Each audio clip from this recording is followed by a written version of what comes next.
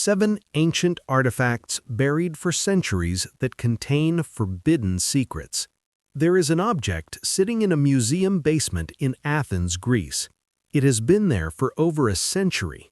It is corroded, broken into 82 separate fragments, and roughly the size of a large hardcover book. For the first 50 years after its discovery, no one truly understood what it was. Researchers cataloged it, set it aside, and moved on to the statues and the gold. Then, in 1959, a physicist named Derek de Sola Price pressed X-ray plates against its surface, and what he found made him go quiet for a long time. Inside that corroded lump of bronze were gears. Not crude gears, not rough approximations of gears. Precision-cut bronze gears with teeth approximately 1 millimeter in length, meshing in configurations that should not have been possible for another 1,500 years. The device could track the positions of the sun and moon, predict lunar eclipses to within hours, calculate a 19-year astronomical cycle, and model the retrograde motion of 5 planets simultaneously. It could do all of this mechanically in a box you could carry under your arm in approximately 150 BC. Material scientist Adam Wojcik of University College London, who spent years reconstructing the device, put it plainly, "It is so out of this world given what we know about contemporary ancient Greek technology." Then he said something that should have made headlines everywhere. "Unless it's from outer space, we have to find a way in which the Greeks could have made it." He said that. A UCL material scientist said that. The device is called the Antikythera Mechanism, and the question no one has been able to answer is not whether it exists. It does. You can see it with your own eyes, locked behind glass in Athens. The question no one can answer is, where did the knowledge to build it come from? Because we have found nothing like it before it. No predecessors, no prototypes, no manuals. The mechanism appeared fully formed from a shipwreck, like it had been dropped into our timeline from somewhere else. Here's where it gets strange. This is not the only artifact in human history that behaves that way. There are 7 of them. 7 objects and texts buried for centuries, recovered by modern hands that contain knowledge that should not exist when and where it was found. Each one, examined in isolation, could be explained away, dismissed as coincidence, misidentification, or the genius of an exceptional mind. But examined together, they form a pattern, and the pattern does not have a comfortable name.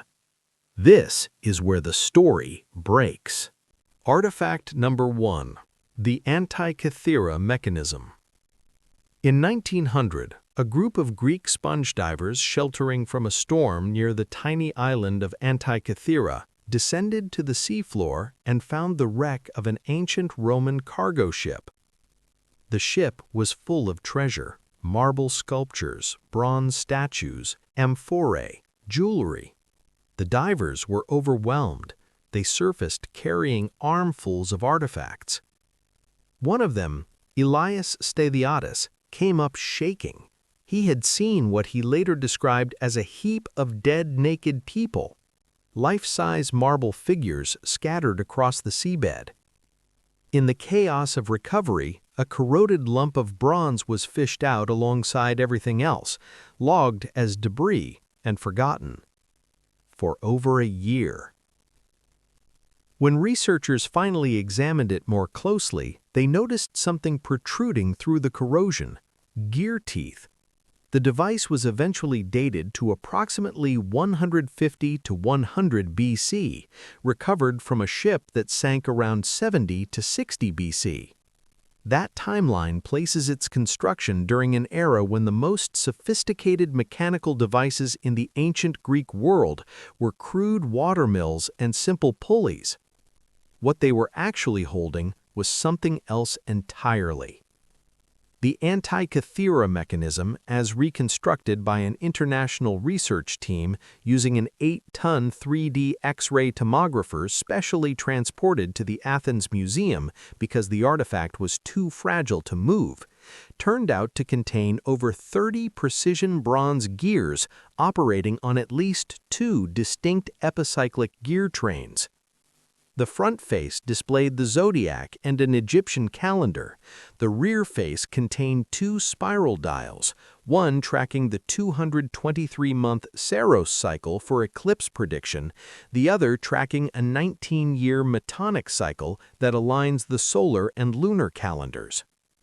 A 2021 reconstruction by University College London's Antikythera research team, published in Scientific Reports, revealed that the front of the mechanism also modeled all 5 planets known to antiquity, combining cycles from Babylonian astronomy with mathematics derived from Plato's Academy. The leading researcher on the project, mechanical engineer Tony Freeth, called it an ancient Greek astronomical compendium of staggering ambition. Staggering ambition. That phrase is doing a lot of work. Because here is what staggering ambition actually means in this context. The technology required to manufacture the Antikythera mechanism did not reappear in Europe until the 14th century AD. That is a gap of approximately 1,500 years. No other device of comparable mechanical complexity exists anywhere in the archaeological record between 100 BC and 1300 AD. We have found nothing, not a component, not a fragment, not a sketch of a gear train, nothing. Researchers have a theory to explain this absence. The mechanism was probably made of bronze, and when it broke, it would have been melted down for materials. That explanation is reasonable. What it does not explain is how the knowledge to build it also vanished, completely, without a trace, for 15 centuries. Knowledge does not melt. So the question becomes this: if the Antikythera mechanism was not the only device of its kind, and the UCL team openly states there must have been predecessors, a long tradition of development, then where is that tradition? Where are the manuals, the apprentices, the earlier models? Where in the ruins of ancient Greece is the workshop that produced this thing? We have never found it, not one stone of it. The question isn't whether the Greeks built this, it's how a knowledge tradition of that complexity vanished so completely that for 1,500 years the most sophisticated minds in the world didn't even know what they were missing. Artifact number 2. The Saqqara bird. In 1898, during the excavation of an ancient tomb in Saqqara, Egypt, workers clearing the burial site of a nobleman called Pa-di-Iman set aside a small carved wooden object, too simple-looking to be significant, too strange-shaped to classify quickly. It sat in a crate for decades.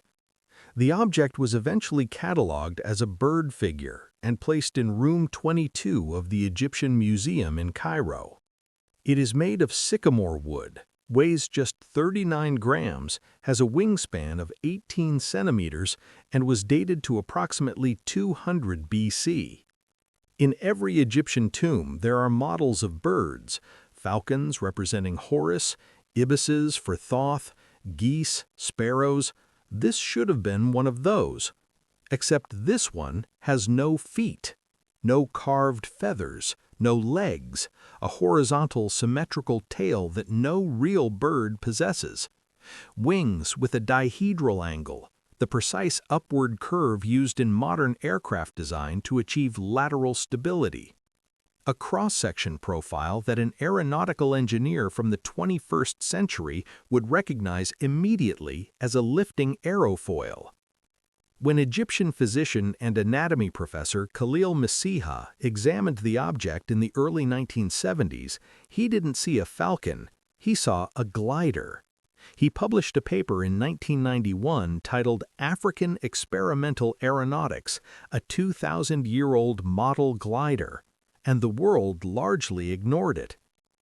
Then, years later, aerodynamics expert Simon Sanderson built a precise replica of the Saqqara bird and tested it in a wind tunnel at a facility in the UK, without a tailplane, held in position by cables for stability. The replica produced, in Sanderson's own assessment, 4 times the glider's own weight in lift. He then took the wind tunnel data to Liverpool University and subjected it to a flight simulator modeling Egyptian atmospheric conditions. With a horizontal stabilizer added to the tail, a component that may once have been present and simply lost to 2,000 years of burial, the replica flew. The History Channel's conclusion was unambiguous. Over 2,000 years after the ancient Egyptians carved this mysterious bird, modern technology has proved beyond doubt that it could have flown. Mainstream archaeologists push back. The artifact is too heavy, they say. Sycamore wood is dense. There's no tailplane, and crucially, we have no other evidence that ancient Egyptians understood powered or unpowered flight. No hieroglyphs of flying machines, no papyri describing aeronautical principles. But then someone went back and checked the 3 papyri scrolls found in the same tomb as the Saqqara bird. One of them contained a phrase that no one had commented on. 3 words, "I want to fly." And carved into the wooden body of the bird itself, the gift of Ammon. Ammon, originally the Egyptian deity of air and wind. The question is not whether the Saqqara bird could fly. The question, the one that keeps turning in the dark, is this: why would a civilization that had never conceived of flight carve an aerodynamically functional glider, write "I want to fly" in the same tomb, dedicated to the god of wind, and then leave it in a sealed chamber for 2,000 years? Artifact number 3. The Dendera Reliefs and the Baghdad Battery. Deep beneath the Temple of Hathor at Dendera, Egypt, in the oldest subterranean crypts of one of the most sacred sites in the ancient world, there are carvings that Egyptologists have been arguing about since the 1990s. The temple itself dates to the late Ptolemaic period, approximately 54 BC, though the site it occupies is far older.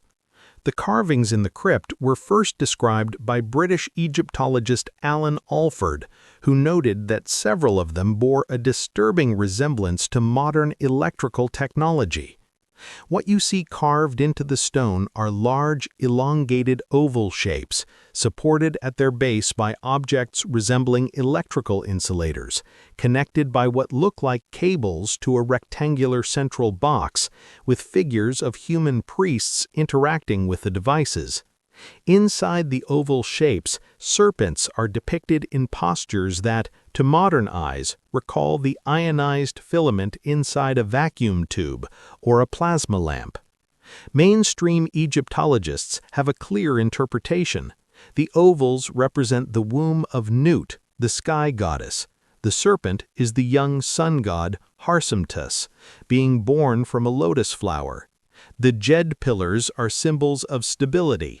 This is religious imagery, not a technical diagram. Here is where it gets strange. The ceilings of several deep tombs in the Valley of the Kings, chambers where the Dendera-style imagery appears in the surrounding decoration, show no soot, no smoke residue from the torches that would have been required to paint the extraordinarily detailed murals found there. Some researchers have argued this indicates a light source that produced no combustion. Egyptologists counter that workers used polished metal mirrors to reflect daylight deep into tunnels, a technique that is confirmed by actual archaeological evidence and would indeed work. But then there is the Baghdad Battery. In 1938, German archaeologist Wilhelm Koenig, working just outside Baghdad, Iraq, recovered a small clay jar containing a copper cylinder, an iron rod, and traces of an acidic substance, possibly vinegar or wine.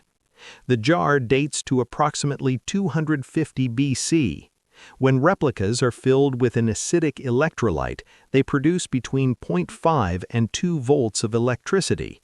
The British Museum's metallurgy expert, Dr. Paul Craddock, called it one of life's enigmas, not a hoax, not a misidentification, but an artifact for which no definitive function has ever been established.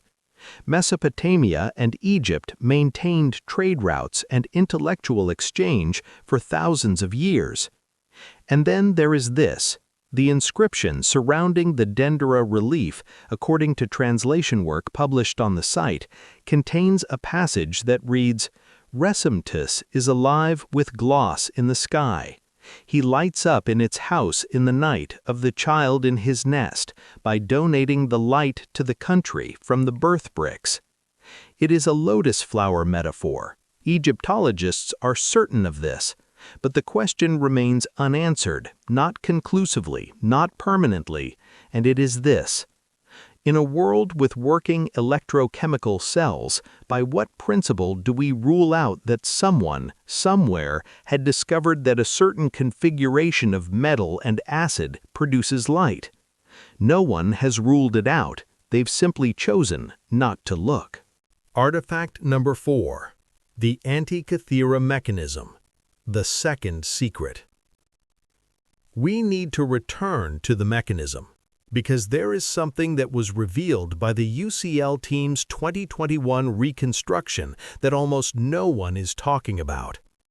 The inscriptions found on the device, thousands of tiny characters buried inside the corroded fragments, readable only through X-ray CT scanning, function as a kind of instruction manual.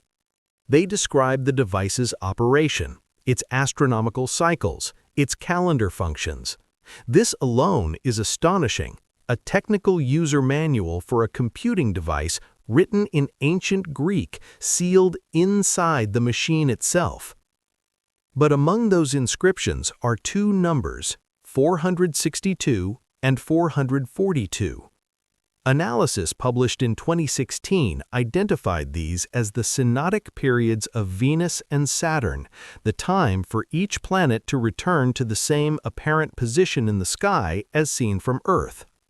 The source of these numbers was traced to the work of the pre-Socratic philosopher Parmenides. This is the detail that matters. Parmenides lived in the 5th century BC. Roughly 300 years before the Antikythera mechanism was built. He was a metaphysician, not an astronomer. His astronomical work exists only in fragments. Yet someone building a precision computing device in 150 BC incorporated his specific planetary calculations into the gear ratios of the machine. This means the Antikythera mechanism was not the invention of one brilliant engineer working alone. It was the end product of centuries of accumulated astronomical knowledge, knowledge that was actively being integrated, refined, and mechanized by a tradition of craftsmen and scholars working in parallel. A tradition that, as we've established, left zero trace in the archaeological record after the device was built. The UCL team's own lead researcher said it directly. There must have been a long tradition in building such complex astronomical gearworks. A tradition that vanished completely. Not declined, not degraded slowly into simpler forms. Vanished. In the span of roughly 2 centuries, between the construction of this mechanism and the collapse of the Roman world, an entire technological lineage ceased to exist. The question isn't if this tradition existed, it's where it went. Artifact number 5. The Voynich Manuscript. In 1912, a Polish rare book dealer named Wilfrid Voynich purchased a manuscript from the Jesuit college at Frascati near Rome.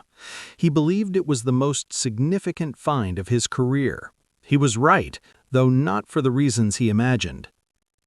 The manuscript is now housed at Yale University's Beinecke Rare Book and Manuscript Library. Its vellum pages have been carbon dated with 95% confidence to between 1404 and 1438, the early 15th century. It consists of approximately 240 pages of dense, illustrated text. The illustrations show plants that do not exist in any botanical catalog, naked women moving through elaborate tube-like structures, star charts with labels in a script no one can read, and large cosmological diagrams that appear to map something, but what, no one can say. The language used throughout the manuscript, dubbed Voynishese, is the problem. It consists of 20 to 30 unique characters arranged in word-like groups with statistical patterns that behave exactly like a real natural language. Entropy analysis confirms it has the structural complexity of a genuine writing system. It is not random marks. It is not a simple substitution cipher. World War II codebreakers William Friedman and John Tiltman, two of the most accomplished cryptanalysts in history, spent years on it and failed. The FBI tried. The NSA tried. Modern AI systems have been applied to it and returned results that do not hold up to peer review.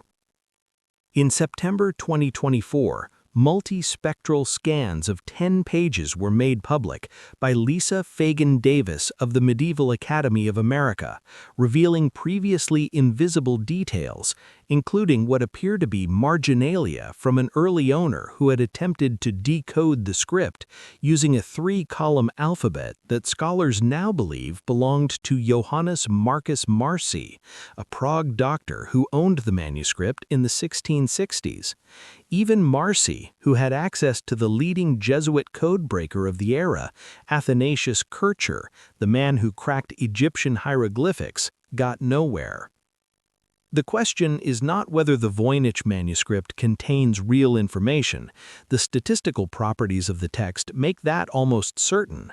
The question is why a document of such apparent complexity and apparent medical botanical detail was written in a script that no surviving civilization has ever used, in a language no linguist has ever identified, and then passed from an emperor to an alchemist to a Jesuit library, as if whoever created it knew exactly who was supposed to not be able to read it. Here's where the story breaks completely. In 2024, researchers from the UK published a paper in the journal Social History of Medicine, proposing that sections of the manuscript deal with gynecological and sexological knowledge, women's secrets in the medieval sense, knowledge that was actively being suppressed and censored in 15th century Europe. They found evidence that Bavarian physicians of the period routinely used ciphers to obscure medical recipes relating to contraception, abortion, and female anatomy. They found entire pages ripped from other manuscripts of the era to prevent their contents from being read. So one possibility is this.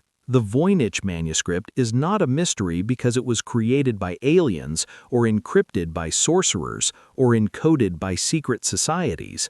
It may be a mystery because the knowledge inside it was considered so dangerous by the civilization that produced it that its authors built a language from the ground up specifically to ensure that only their intended readers could ever access it. And no one in 600 years has been that reader. Artifact number 6, the Iron Pillar of Delhi. In the courtyard of the Quwwat-ul-Islam Mosque in Delhi, India, there stands an iron pillar that has been there for at least 1,600 years. It weighs approximately 6 tons. It is 7.21 meters tall, and for a millennium and a half in one of the most humid, pollution-heavy urban environments in Asia, it has not rusted. Not significantly, not in any meaningful sense. A small amount of oxidation near the base, otherwise clean iron. Modern metallurgists have analyzed the pillar extensively. According to Professor A.P. Gupta of the Institute of Technology and Management in India, the pillar is 99.72% pure iron, a purity level that modern industrial processes barely achieve, and modern wrought iron achieves only by adding manganese and sulfur, which the Delhi pillar conspicuously lacks. A 2002 study published in the journal Current Science identified the mechanism behind its corrosion resistance, a thin, passive, protective film of iron hydrogen phosphate hydrate, a compound that essentially only forms when iron is worked at extremely high temperatures for an extended period, a process called mished welding that requires precise temperature control and specific forge welding techniques that metallurgists did not believe existed in 4th century India. The inscription on the pillar attributes its creation to King Chandragupta II, who reigned from approximately 375 to 415 AD. That means someone in 4th century India produced high-purity wrought iron using a forge welding technique that European metallurgy did not develop until the 19th century Industrial Revolution, and then built a monument with it that has stood for 1,600 years without meaningful corrosion. Here's what makes this stranger. The pillar was almost certainly not manufactured at its current location. It was moved there, likely centuries after its construction, and installed in the mosque courtyard sometime around 1193 AD. No one recorded where it came from. No forge, no workshop, no production site has been identified. The pillar simply exists, as if it materialized fully formed from a metallurgical tradition that somehow skipped 15 centuries of technological development, produced one monument, and disappeared. The question isn't how the pillar was built. Metallurgists have a plausible model. The question is why, in the 1,600 years since, no one in India or anywhere else reproduced the technique until the Industrial Revolution made it accessible through entirely different means.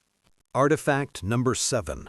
The Ubaid Lizard Figurines. Forbidden Portrait. We end where we should end, with the oldest of them. Excavations at sites including Tel al-Ubaid and Eridu in southern Iraq, digs conducted throughout the 20th century, unearthed a series of terracotta figurines unlike anything else from the ancient world. They predate Sumerian civilization. They predate writing. They have been dated to the Ubaid period, approximately 5,500 to 4,000 BC, making them among the oldest anthropomorphic figurines ever recovered. They are humanoid, but they are not human. Long, narrow skulls, almond-shaped eyes set at an angle, elongated, tapered faces, noses that flatten and flare in ways that no human nose does. Some hold staves or scepters, suggesting authority. Each strikes a different pose. Several are clearly female, with carefully modeled breasts and hips. They stand with hands on hips. They gesture. They inhabit postures so mundane, so domestic, that archaeologists noted they did not appear to be ritual objects at all. They looked like portraits. And then there is the one that ends the argument about whether these figures have a comfortable explanation. A female figure, a mother, seated, holding an infant to her breast, nursing. The posture is tender. The gesture is universal. It is one of the oldest depictions of motherhood ever carved by human hands. And the child she cradles, its face, its skull, is also a lizard. Researchers from the University of Chicago's Institute for the Study of Ancient Cultures found that skeletal remains from Ubaid period burial sites show evidence of deliberate cranial modification, physical elongation of the skull achieved through binding in early childhood. The figurines may not be depicting gods or supernatural beings. They may be depicting a real priestly or ruling class that physically reshaped their own skulls to resemble something they worshipped, or something they served, or something they remembered. Here is what stops the analysis cold. The same elongated reptilian-featured figures appear in the art and mythology of the ancient Maya, in the Aztec traditions, in petroglyphs carved into rock faces in Australia and the American Southwest, by civilizations with no known contact with Mesopotamia, no shared trade route, no common language.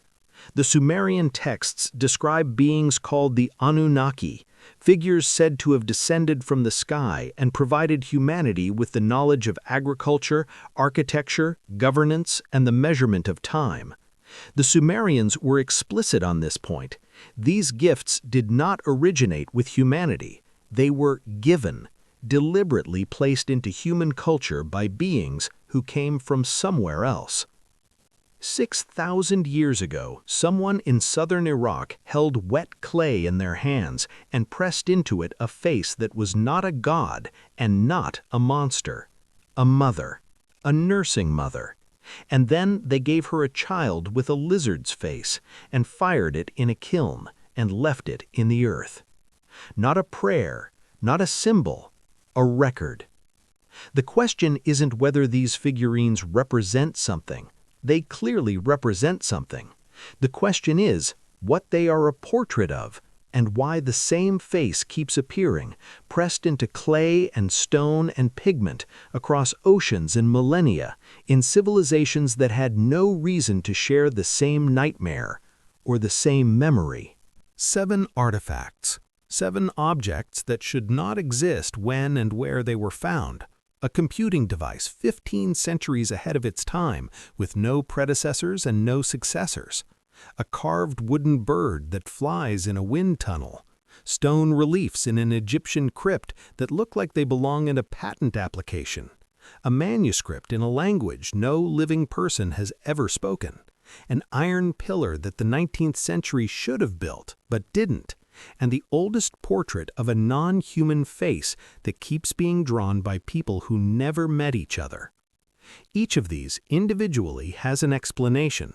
Some of the explanations are good, some are less convincing than they sound.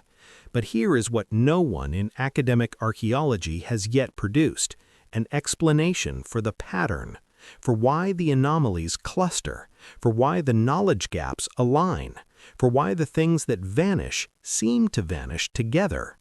The mainstream answer is coincidence, convergent invention, independent discovery. Those are answers, they're not satisfying ones.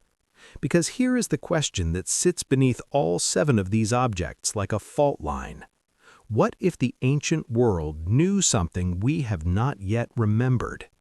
That question does not have an answer, not yet, but it has a lot of artifacts.